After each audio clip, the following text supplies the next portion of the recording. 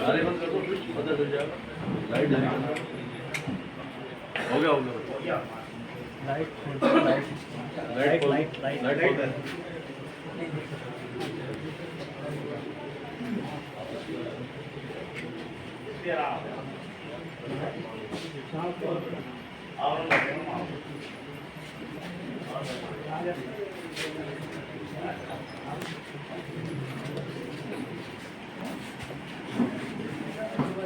इसी क्रम को आगे बढ़ाता हूँ।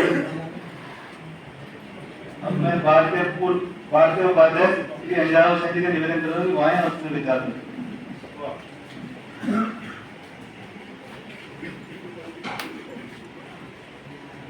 सम्मानित अध्यक्ष महोदय, महासचिव महोदय और हमारे मुख्य अतिथिगण, मुख्य वक्ता हैं आज के साथियों, सबको मैं हिंदी पखवाड़े की बहुत बहुत शुभकामनाएं देता हूँ।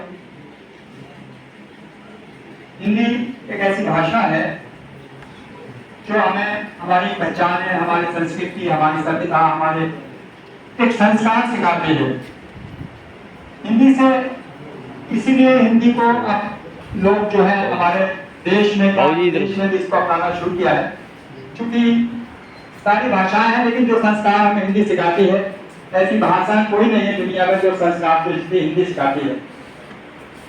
इंग्लिश को भी अपनाइए जीवन में, लेकिन और हमें अपनी हिंदी पढ़ने के बाद जो इसकी किताबें हैं, जो हमारी रचनाएं हैं, हमें अपने महापुरुषों के विषय में जानकारी मिलती है, हमें नाते रिश्ते सिखाती है कि हमारा भाई है, हमारी बहन है, हमारे ताऊ जी हैं, बड़े हैं, हमारे रिश्तेदार हैं, सब हमारे संस्कार सिखाती है, हिंदी सिखाती है। क्योंकि हिंदी पढ़ने के बाद इंसान बन जाता है और अंग्रेजी पढ़ने के बाद इंसान वास्तव में इंसान नहीं रह पाता जैसा होना चाहिए।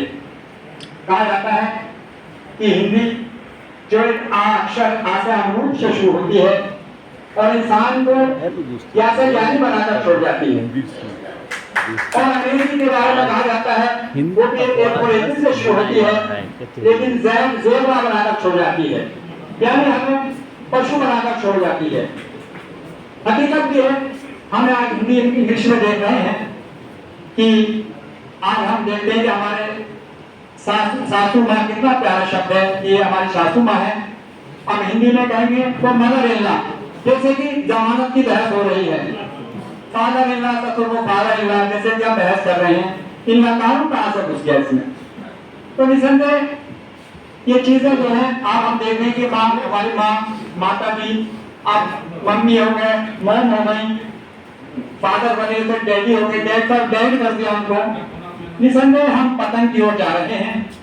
इंग्लिश को जीवन में अपनाइए, इंग्लिश की जरूरी है इंटरनेशनल लेवल पे, लेकिन कम से कम हमारी जो हिंदी हमारी माँ है और जो है भाषाएं उसकी जननी है, बेटियां हैं, इसलिए माँ को कभी नहीं छोड़ना है।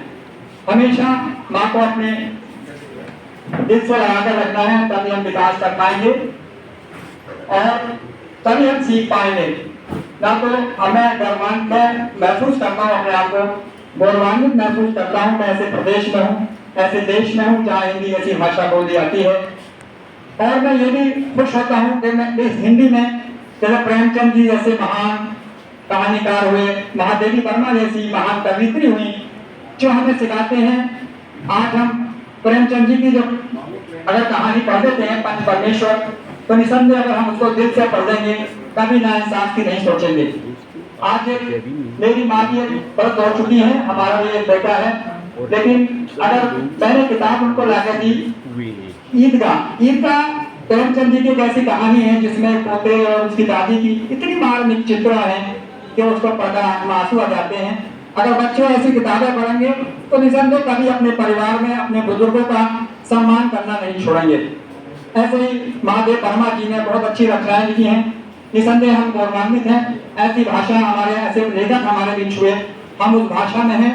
मैं इसके लिए प्रशंसा करना चाहूँगा माननीय प्रधानमंत्री जी की भी।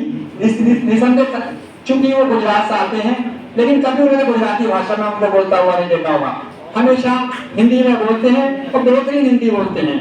तो केंद्रीय नेतृत्व को भी प्रशंसा करना चाहूँगा कि वो भी हिंदी को बढ़ावा दे रहे हैं। इसलिए हमें भी चाहिए कि ज्यादा से ज्यादा जीवन में हिंदी अपनाएं। अगर हिंदी अपनाएंगे को छोटे बड़े का भेद कम हो जाएगा, सीनियर जूनियर का आपस में सम्मान बढ़ जाएगा।